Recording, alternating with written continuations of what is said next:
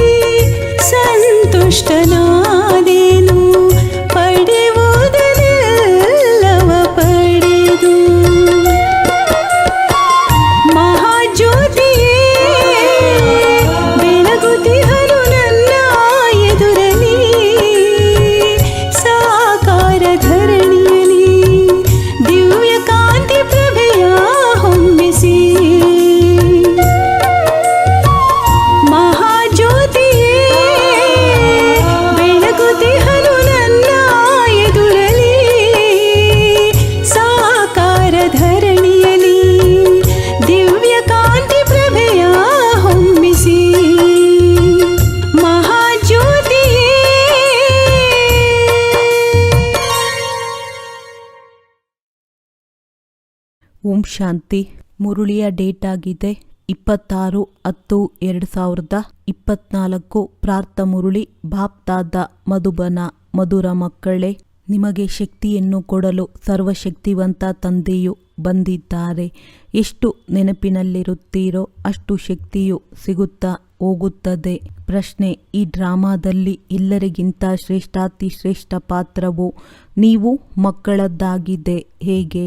ಉತ್ತರ: ನೀವು ಮಕ್ಕಳೇ ಬೇಹದ್ದಿನ ತಂದೆಯ ಮಕ್ಕಳಾಗುತ್ತೀರಿ.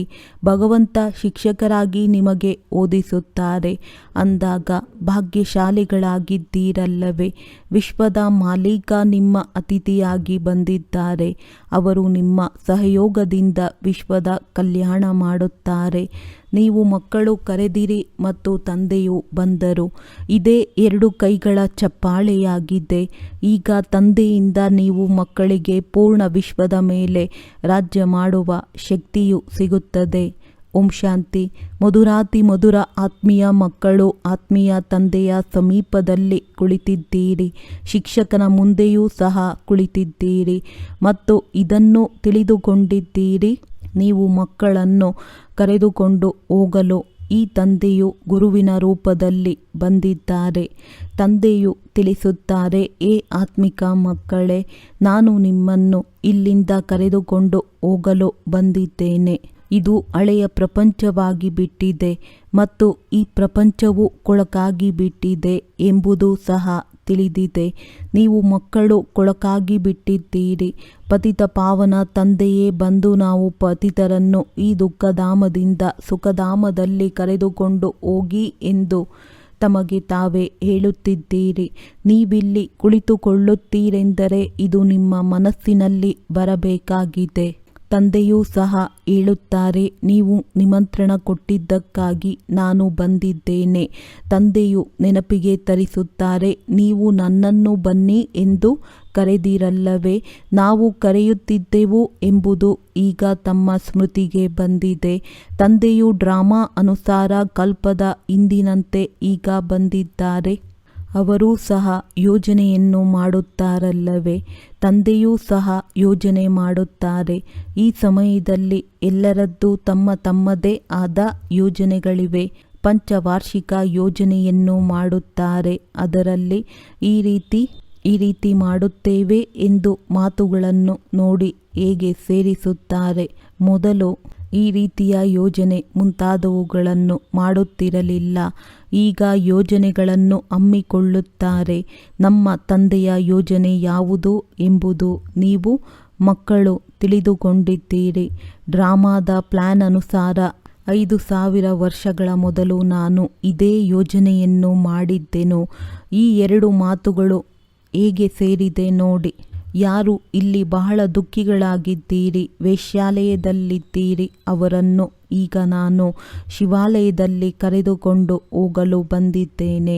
ಅದು ಶಾಂತಿಧಾಮ, ನಿರಾಕಾರಿ ಶಿವಾಲಯ ಮತ್ತು ಸತ್ಯಯುಗ ಸಾಕಾರಿ ಶಿವಾಲಯವಾಗಿದೆ. ಈ ಸಮಯದಲ್ಲಿ ತಂದೆಯು ನೀವು ಮಕ್ಕಳನ್ನು ಪ್ರಫುಲ್ಲಿರನ್ನಾಗಿ ಮಾಡುತ್ತಿದ್ದಾರೆ. ನೀವು ತಂದೆಯ ಸನ್ಮುಖದಲ್ಲಿ ಕುಳಿತುಕೊಂಡಿದ್ದೀರಲ್ಲವೇ? ತಂದೆಯು ಬಂದಿದ್ದಾರೆಂಬುದು ಬುದ್ಧಿಯಲ್ಲಿ ನಿಶ್ಚಯವಿದೆ. ತಂದೆ ಎಂಬ ಅಕ್ಷರವು ಎಷ್ಟೊಂದು ಮಧುರವಾಗಿದೆ. ನಾವು ಆತ್ಮರು ಆ ತಂದೆಯ ಮಕ್ಕಳಾಗಿದ್ದೆವು ಮತ್ತೆ ಪಾತ್ರವನ್ನಭಿನಯಿಸಲು ಈ ತಂದೆಯ ಮಕ್ಕಳಾಗಿದ್ದೇವೆ ಎಂಬುದನ್ನು ತಿಳಿದುಕೊಂಡಿದ್ದೀರಿ. ಎಷ್ಟು ಸಮಯ ನಿಮಗೆ ಲೌಕಿಕ ತಂದೆಯರು ಸಿಕ್ಕಿದ್ದಾರೆ. ಸತ್ಯಯುಗದಿಂದ ಹಿಡಿದು ಸುಖ ಮತ್ತು ದುಃಖದ ಪಾತ್ರವನ್ನು ಅಭಿನಯಿಸಿದ್ದೀರಿ. ಈಗ ಈ ದುಃಖಧಾಮದ ಪಾತ್ರವು ಪೂರ್ಣವಾಗುತ್ತದೆ. ಸುಖಧಾಮದ ಪಾತ್ರವೂ ಸಹ ಪೂರ್ಣ 21 ಜನ್ಮಗಳು ಅಭಿನಯಿಸಿದ್ದೇವೆ ಎಂಬುದು ನಿಮಗೆ ತಿಳಿದಿದೆ. ನಂತರ ಅರ್ಧಕಲ್ಪ ದುಃಖದ ಪಾತ್ರವನ್ನು ಮಾಡಿದ್ದೇವೆ. ತಂದೆಯು ನಿಮ್ಮ ಪಾತ್ರವು ಈ ರೀತಿ ಇದೆ ಎಂದು ನಿಮಗೆ ಸ್ಮೃತಿಯನ್ನು ತರಿಸಿದ್ದಾರೆ. ಮತ್ತೆ ಈಗ ನೀವು ಅರ್ಧಕಲ್ಪ ಸುಖದ ಪಾತ್ರವನ್ನು ಅಭಿನಯಿಸಬೇಕಾಗಿದೆ. ಈ ಜ್ಞಾನದಿಂದ ಆತ್ಮವು ಸಂಪನ್ನವಾಗಿ ಬಿಡುತ್ತದೆ, ನಂತರ ಖಾಲಿಯಾಗಿ ಬಿಡುತ್ತದೆ. ಮತ್ತೆ ತಂದೆಯು ಸಂಪನ್ನರನ್ನಾಗಿ ಮಾಡುತ್ತಾರೆ. ನಿಮ್ಮ ಕೊರಳಿನಲ್ಲಿ ವಿಜಯದ ಮಾಲೆಯು ಹಾಕಲ್ಪಟ್ಟಿದೆ. ಕೊರಳಲ್ಲಿ ಜ್ಞಾನದ ಮಾಲೆ ಇದೆ. ನಾವು ಚಕ್ರವನ್ನು ಸುತ್ತುತ್ತಾ ಬರುತ್ತೇವೆ. ಸತ್ಯಯುಗ, ತ್ರೇತ, ದ್ವಾಪರ, ಕಲಿಯುಗ ಮತ್ತೆ ಮಧುರವಾದ ಸಂಗಮಯುಗ ಬರುತ್ತದೆ. ಇದಕ್ಕೆ ಮಧುರವಾದದ್ದೆಂದು ಕರೆಯಲಾಗುತ್ತದೆ. ಶಾಂತಿಧಾಮದಲ್ಲಿ ಮಧುರತೆ ಏನಿಲ್ಲ. ಎಲ್ಲದಕ್ಕಿಂತ ಮಧುರವಾದದ್ದು ಪುರುಷೋತ್ತಮ ಕಲ್ಯಾಣಕಾರಿ ಸಂಗಮಯುಗ. ಡ್ರಾಮಾದಲ್ಲಿ ನಿಮ್ಮದೂ ಸಹ ಬಹಳ ಒಳ್ಳೆಯ ಪಾತ್ರವಿದೆ. ನೀವು ಎಷ್ಟು ಅದೃಷ್ಟವಂತರು. ನೀವು ಬೇಹದ್ದಿನ ತಂದೆಯ ಮಕ್ಕಳಾಗಿದ್ದೀರಿ. ಅವರು ಬಂದು ನೀವು ಮಕ್ಕಳಿಗೆ ಓದಿಸುತ್ತಾರೆ. ಎಷ್ಟೊಂದು ಶ್ರೇಷ್ಠ, ಎಷ್ಟೊಂದು ಸಹಜ ವಿದ್ಯೆಯಾಗಿದೆ, ಎಷ್ಟೊಂದು ಧನವಂತರಾಗುತ್ತೀರಿ. ಇದರಲ್ಲಿ ಯಾವುದೇ ಕಷ್ಟಪಡುವ ಅಗತ್ಯವಿಲ್ಲ. ಡಾಕ್ಟರ್, ಇಂಜಿನಿಯರ್ ಮೊದಲಾದವರು ಎಷ್ಟೊಂದು ಶ್ರಮ ಪಡುತ್ತಾರೆ. ತಂದೆಯ ಸಂಪಾದನೆಯ ಮೇಲೆ ಮಕ್ಕಳಿಗೆ ಹಕ್ಕು ಇರುತ್ತದೆ ಎಲ್ಲವೇ. ನೀವು ಇಲ್ಲಿ ಓದಿ 21 ಜನ್ಮಗಳವರೆಗೆ ಸತ್ಯ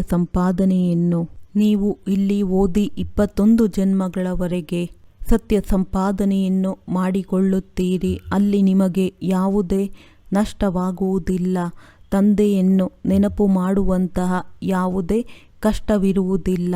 ಇದಕ್ಕೆ ಅಪಜಪವೆಂದು ಕರೆಯಲಾಗುತ್ತದೆ.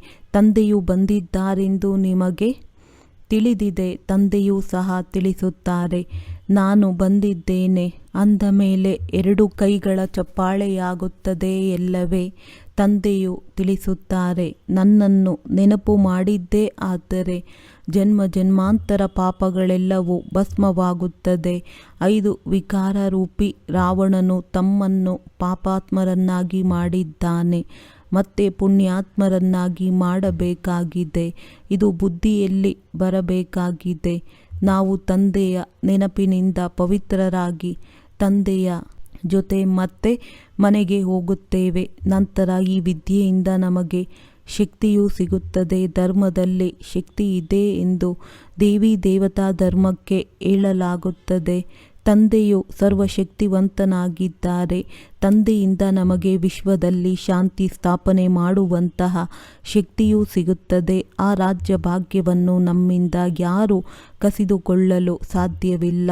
ಇಷ್ಟೊಂದು ಶಕ್ತಿಯೂ ಸಿಗುತ್ತದೆ. ರಾಜರುಗಳ ಕೈಯಲ್ಲಿಯೂ ನೋಡಿ ಎಷ್ಟೊಂದು ಶಕ್ತಿ ಇರುತ್ತದೆ. ಅವರಿಗೆ ಎಷ್ಟೊಂದು ಹೆದರುತ್ತಾರೆ. ಒಬ್ಬ ರಾಜನಿಗೆ ಎಷ್ಟೊಂದು ಪ್ರಜೆಗಳಿರುತ್ತಾರೆ.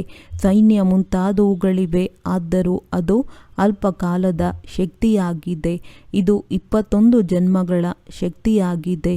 ನಮಗೆ ಸರ್ವಶಕ್ತಿವಂತ ತಂದೆಯಿಂದ ವಿಶ್ವದ ಮೇಲೆ ರಾಜ್ಯ ಮಾಡುವಂತಹ ಶಕ್ತಿಯು ಸಿಗುತ್ತಾ ಇದೆ ಎಂಬುದನ್ನು ಈಗ ತಿಳಿದುಕೊಳ್ಳುತ್ತಿದ್ದೀರಿ. ಪ್ರೀತಿಯಂತೂ ಇರುತ್ತದೆ ಎಲ್ಲವೇ. ಈಗ ದೇವತೆಗಳು ಪ್ರತ್ಯಕ್ಷವಾಗಿಲ್ಲ. ಆದರೂ ಸಹ ಅವರ ಬಗ್ಗೆ ಎಷ್ಟೊಂದು ಪ್ರೀತಿ ಇರುತ್ತದೆ.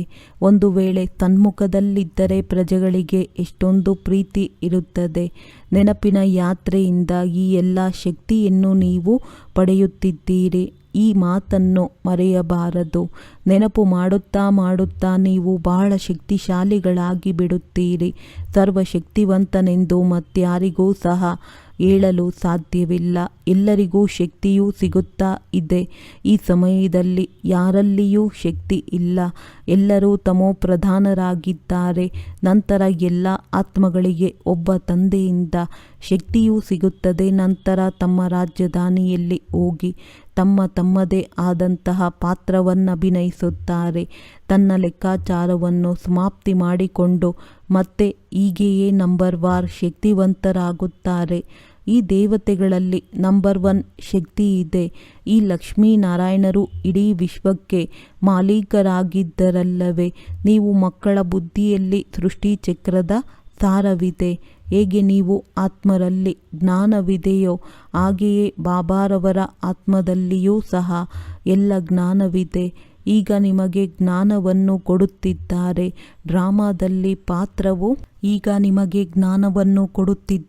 ಡ್ರಾಮಾದಲ್ಲಿ ಪಾತ್ರವು ತುಂಬಲ್ಪಟ್ಟಿದೆ. ಅದೇ ಮತ್ತೆ ಪುನರಾವರ್ತನೆಯಾಗುತ್ತದೆ. ನಂತರ ಮತ್ತೆ ಆ ಪಾತ್ರವು 5,000 ವರ್ಷಗಳ ನಂತರವೇ ಪುನರಾವರ್ತನೆಯಾಗುತ್ತದೆ. ಇದನ್ನು ಸಹ ನೀವು ಮಕ್ಕಳು ತಿಳಿದಿದ್ದೀರಿ. ನೀವು ಸತ್ಯಯುಗದಲ್ಲಿ ರಾಜ್ಯವನ್ನು ಮಾಡುತ್ತಿದ್ದಾಗ ತಂದೆಯು ನಿವೃತ್ತಿ ಹೊಂದಿರುತ್ತಾರೆ ಮತ್ತು ಯಾವಾಗ ಸ್ಟೇಜಿನ ಮೇಲೆ ಬರುತ್ತಾರೆ, ಯಾವಾಗ ನೀವು ದುಃಖಿಗಳಾಗುತ್ತೀರೋ ಆಗ ತಂದೆಯು ಬರುತ್ತಾರೆ.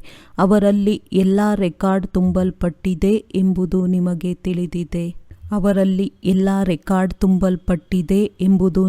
ತಿಳಿದಿದೆ. ಇಷ್ಟೊಂದು ಚಿಕ್ಕದಾದ ಆತ್ಮದಲ್ಲಿ ಎಷ್ಟೊಂದು ತಿಳುವಳಿಕೆ ಇರುತ್ತದೆ. ತಂದೆಯು ಬಂದು ಎಷ್ಟೊಂದು ತಿಳುವಳಿಕೆಯನ್ನು ಕೊಡುತ್ತಾರೆ. ನಂತರ ಸತ್ಯಯುಗದಲ್ಲಿ ಇದೆಲ್ಲವನ್ನು ಮರೆತು ಬಿಡುತ್ತೀರಿ. ಸತ್ಯಯುಗದಲ್ಲಿ ನಿಮಗೆ ಈ ಜ್ಞಾನವಿರುವುದಿಲ್ಲ. ಅಲ್ಲಿ ನೀವು ಸುಖವನ್ನು ಭೋಗಿಸುತ್ತಿರುತ್ತೀರಿ.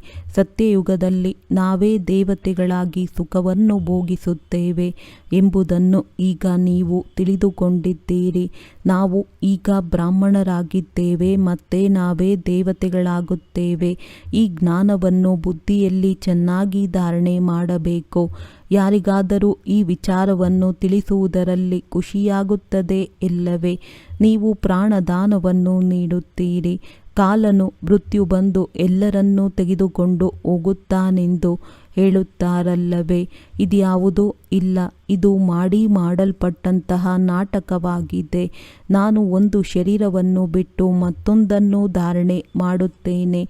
ನನಗೆ ಯಾವುದೇ ಕಾಲ ಕಬ್ಬಳಿಸುವುದಿಲ್ಲ ಎಂದು ಆತ್ಮವೇ ಹೇಳುತ್ತದೆ. ಆತ್ಮನಿಗೆ ಅನುಭೂತಿಯಾಗುತ್ತದೆ. ಆತ್ಮವು ಯಾವಾಗ ಗರ್ಭದಲ್ಲಿರುತ್ತದೆ ಆಗ ಸಾಕ್ಷಾತ್ಕಾರವನ್ನು ನೋಡುತ್ತಾ ದುಃಖವನ್ನು ಭೋಗಿಸುತ್ತಿರುತ್ತದೆ, ಶಿಕ್ಷೆಯನ್ನು ಭೋಗಿಸುತ್ತಿರುತ್ತದೆ. ಆದ್ದರಿಂದ ಅದಕ್ಕೆ ಗರ್ಭ ಜೈಲು ಎಂದು ಕರೆಯಲಾಗುತ್ತದೆ.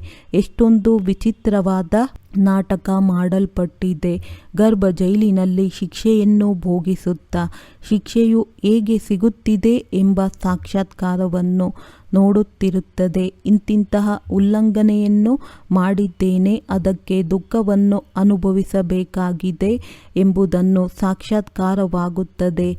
ಅಲ್ಲಿ ಎಲ್ಲವೂ ಸಾಕ್ಷಾತ್ಕಾರವಾಗುತ್ತದೆ. ಆದರೂ ಸಹ ಹೊರಗೆ ಬಂದ ನಂತರ ಪಾಪಾತ್ಮರಾಗಿ ಬಿಡುತ್ತಾರೆ.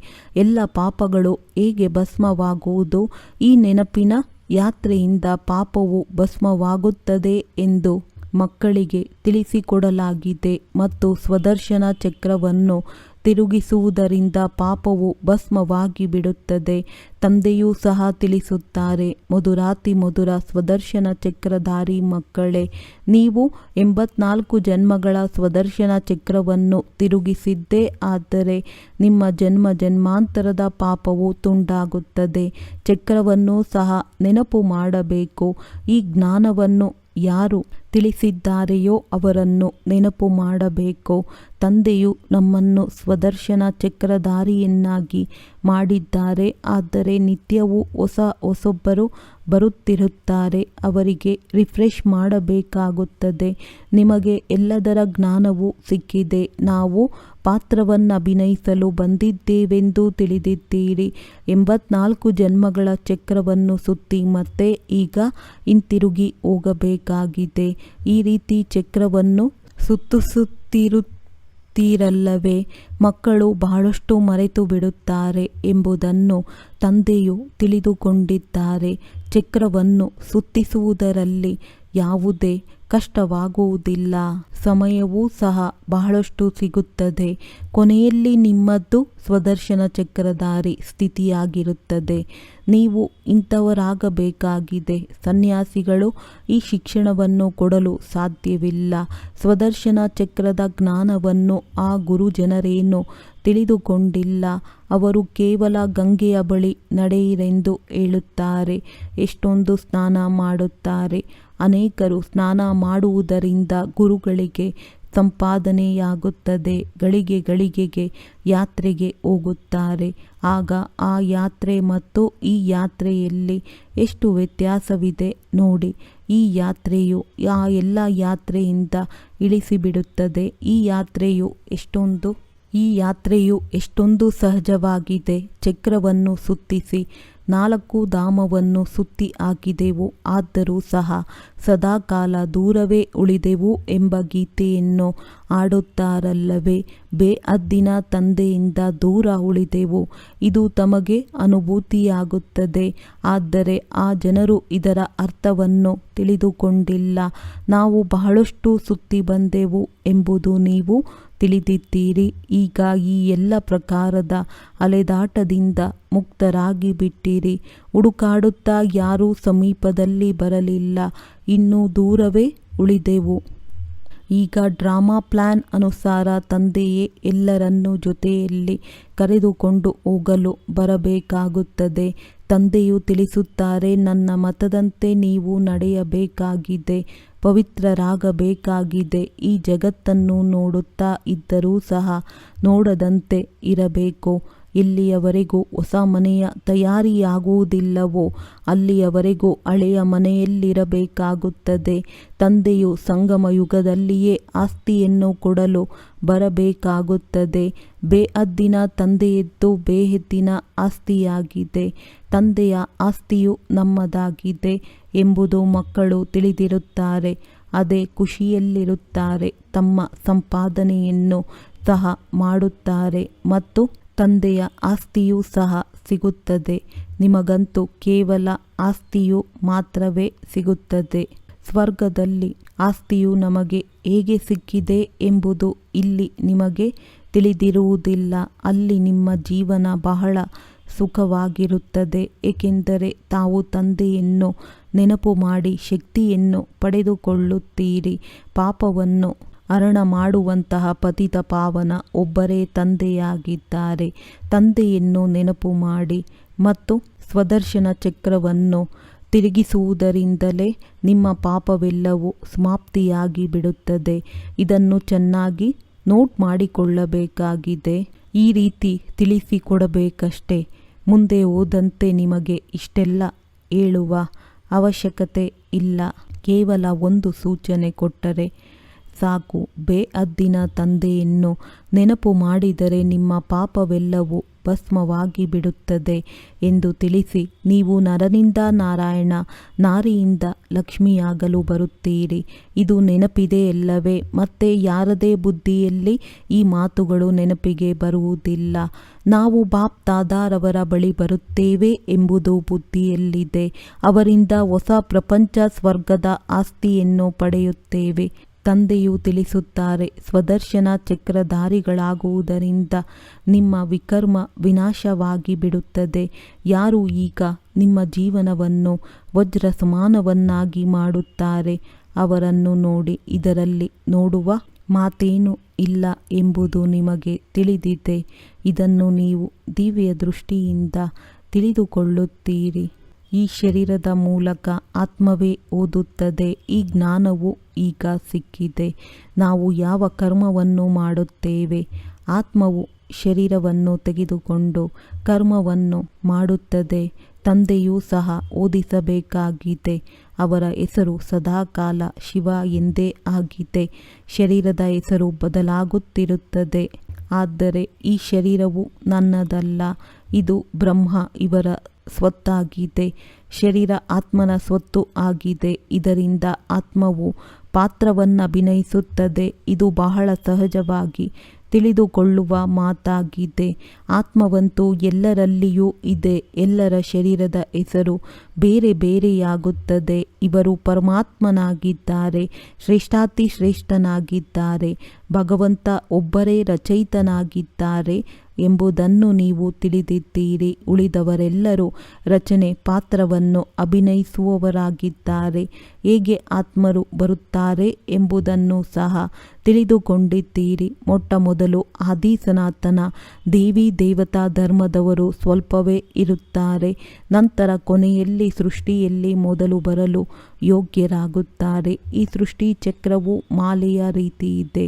ಇದು ಸುತ್ತುತ್ತಾ ಇರುತ್ತದೆ. ಮಾಲೆಯನ್ನು ನೀವು ಜಪಿಸುತ್ತಾ ಹೋದರೆ ಎಲ್ಲ ಮಣಿಯು ಸುತ್ತುತ್ತಾ ಇರುತ್ತದೆ. ಸತ್ಯಯುಗದಲ್ಲಿ ಅಂಶ ಮಾತ್ರವೂ ಭಕ್ತಿ ಮಾಡುವುದಿಲ್ಲ. ಏ ಆತ್ಮಗಳೇ, ನನ್ನೊಬ್ಬನನ್ನೇ ನೆನಪು ಮಾಡಿ ಎಂದು ತಿಳಿಸುತ್ತಾರೆ. ನೀವು ಅವಶ್ಯವಾಗಿ ಮನೆಗೆ ಹೋಗಬೇಕಾಗಿದೆ. ವಿನಾಶವು ಎದುರಿನಲ್ಲಿ ನಿಂತಿದೆ. ನೆನಪಿನಿಂದಲೇ ಪಾಪವು ತುಂಡಾಗಿ ಬಿಡುತ್ತದೆ. ಮತ್ತೆ ಶಿಕ್ಷೆಯನ್ನು ಅನುಭವಿಸುವುದರಿಂದ ಮುಕ್ತರಾಗಿ ಬಿಡುತ್ತೀರಿ. ಪದವಿಯೂ ಸಹ ಒಳ್ಳೆಯದನ್ನೇ ಪಡೆಯುತ್ತೀರಿ. ಇಲ್ಲವೆಂದರೆ ಬಹಳಷ್ಟು ಶಿಕ್ಷೆಯನ್ನು ಭೋಗಿಸಬೇಕಾಗುತ್ತದೆ. ನಾನು ನೀವು ಮಕ್ಕಳ ಬಳಿ ಎಷ್ಟು ಒಳ್ಳೆಯ ಅತಿಥಿಯಾಗಿ ಬಂದಿದ್ದೇನೆ ಅಲ್ಲವೇ? ಇಡೀ ವಿಶ್ವವನ್ನೇ ಪರಿವರ್ತನೆ ಮಾಡುತ್ತೇನೆ. ಹಳೆಯದನ್ನು ಹೊಸದನ್ನಾಗಿ ಮಾಡುತ್ತೇನೆ. ನಿಮಗೂ ಸಹ ತಿಳಿದಿದೆ, ತಂದೆಯು ಕಲ್ಪಕಲ್ಪವೂ ಬಂದು ವಿಶ್ವವನ್ನು ಪರಿವರ್ತನೆ ಮಾಡಿ ಹಳೆಯ ವಿಶ್ವವನ್ನು ಹೊಸದನ್ನಾಗಿ ಮಾಡಿಬಿಡುತ್ತಾರೆ.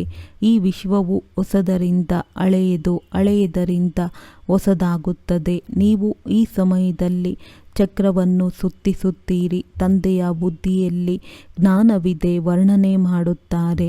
ನೀವು ಮಕ್ಕಳ ಬುದ್ಧಿಯಲ್ಲಿ ಈ ಚಕ್ರವನ್ನು ಸುತ್ತಿಸುತ್ತೀರಿ. ತಂದೆಯು ಬಂದಿದ್ದಾರೆ. ಅವರ ಮತದಂತೆ ನಾವು ಪಾವನರಾಗುತ್ತೇವೆ ಎಂಬುದನ್ನು ತಿಳಿದಿದ್ದೀರಿ. ನೆನಪಿನಿಂದಲೇ ಪಾವನರಾಗುತ್ತೀರಿ. ಮತ್ತೆ ಶ್ರೇಷ್ಠ ಪದವಿಯನ್ನು ಪಡೆಯುತ್ತೀರಿ. ಪುರುಷಾರ್ಥವನ್ನು ಸಹ ಅವಶ್ಯವಾಗಿ ಮಾಡಬೇಕಾಗಿದೆ. ಪುರುಷಾರ್ಥವನ್ನು ಮಾಡಿಸಲು ಎಷ್ಟೊಂದು ಚಿತ್ರ ಮುಂತಾದವನ್ನು ಮಾಡಿಸುತ್ತಾರೆ. ಯಾರೆಲ್ಲರೂ ಬರುತ್ತಾರೆಯೋ ಅವರಿಗೆ ನೀವು 84 ಜನ್ಮಗಳ ಚಕ್ರವನ್ನು ತಿಳಿಸಿಕೊಡುತ್ತೀರಿ. ತಂದೆಯನ್ನು ನೆನಪು ಮಾಡುವುದರಿಂದ ನೀವು ಪತಿತರಿಂದ ಪಾವನರಾಗಿ ಬಿಡುವಿರಿ. ಒಳ್ಳೆಯದು. ಮಧುರಾತಿ ಮಧುರ ಅಗಲಿ ಮರಳಿ ಸಿಕ್ಕಿರುವಂತಹ ಮಕ್ಕಳಿಗೆ ಪ್ರೀತಿಯ ಮಾತ್ಪಿತಾ ಬಾಪ್ದಾದಾರವರ ನೆನಪು, ಪ್ರೀತಿ ಹಾಗೂ ಸುಪ್ರಭಾತ. ಆತ್ಮೀಯ ಮಕ್ಕಳಿಗೆ ಆತ್ಮೀಯ ತಂದೆಯ ನಮಸ್ತೆ. ಧಾರಣೆಗಾಗಿ ಮುಖ್ಯ ಸಾರ: ಜ್ಞಾನವನ್ನು ಬುದ್ಧಿಯಲ್ಲಿ ಚೆನ್ನಾಗಿ ಧಾರಣೆ ಮಾಡಿ ಅನೇಕರಿಗೆ ಪ್ರಾಣದಾನ ನೀಡಬೇಕು. ಸ್ವದರ್ಶನ ಚಕ್ರಧಾರಿಗಳಾಗಬೇಕು. ಈ ಮಧುರವಾದ ಸಂಗಮದಲ್ಲಿ ತನ್ನ ಸಂಪಾದನೆಯ ಜೊತೆಗೆ ತಂದೆಯ ಶ್ರೀಮತದಂತೆ ನಡೆದು ಪೂರ್ಣ ಆಸ್ತಿಯನ್ನು ತೆಗೆದುಕೊಳ್ಳಬೇಕಾಗಿದೆ. ತನ್ನ ಜೀವನವನ್ನು ಸದಾ ಸುಖಿಯನ್ನಾಗಿ ಮಾಡಿಕೊಳ್ಳಬೇಕು. ವರದಾನ: ಸರ್ವ ವರದಾನಗಳನ್ನು ಸಮಯದಲ್ಲಿ ಕಾರ್ಯದಲ್ಲಿ ತೊಡಗಿಸಿ ಫಲೀಭೂತರನ್ನಾಗಿ ಮಾಡುವಂತಹ ಫಲಸ್ವರೂಪ ಭವ. ಬಾಪ್ದಾದಾರವರ ಮೂಲಕ ಸಮಯ ಪ್ರತಿ ಸಮಯ ಏನೆಲ್ಲ ವರದಾನ ಸಿಕ್ಕಿದೆ ಅದನ್ನು ಸಮಯದಲ್ಲಿ ಕಾರ್ಯದಲ್ಲಿ ತೊಡಗಿಸಿ ಕೇವಲ ವರದಾನ ಕೇಳಿ. ಇಂದು ಬಹಳ ಒಳ್ಳೆಯ ವರದಾನ ಸಿಕ್ಕಿತು ಎಂದು ಖುಷಿಯಾಗಬೇಡಿ. ವರದಾನವನ್ನು ಕಾರ್ಯದಲ್ಲಿ ತೊಡಗಿಸುವುದರಿಂದ ವರದಾನ ಕಾಯಂ ಆಗಿರುವುದು. ವರದಾನವಂತೂ ಅವಿನಾಶಿ ತಂದೆಯದ್ದಾಗಿದೆ. ಆದರೆ ಅದನ್ನು ಫಲೀಭೂತ ಮಾಡಬೇಕು. ಅದಕ್ಕಾಗಿ ವರದಾನಕ್ಕೆ ಪದೇ ಪದೇ ಸ್ಮೃತಿಯ ನೀರನ್ನು ಕೊಡಿ. ವರದಾನದ ಸ್ವರೂಪದಲ್ಲಿ ಸ್ಥಿತವಾಗುವ ಬಿಸಿಲನ್ನು ಕೊಡಿ. ಆಗ ವರದಾನಗಳ ಫಲಸ್ವರೂಪ ಆಗಿಬಿಡುವಿರಿ. ಸ್ಲೋಗನ್: ಯಾರ ದೃಷ್ಟಿಯಲ್ಲಿ ತಂದೆ ಇದ್ದಾರೆ ಅವರ ಮೇಲೆ ಮಾಯೆಯ ದೃಷ್ಟಿ ಬೀಳಲು ಸಾಧ್ಯವಿಲ್ಲ. ಒಳ್ಳೆಯದು. ಓಂ ಶಾಂತಿ.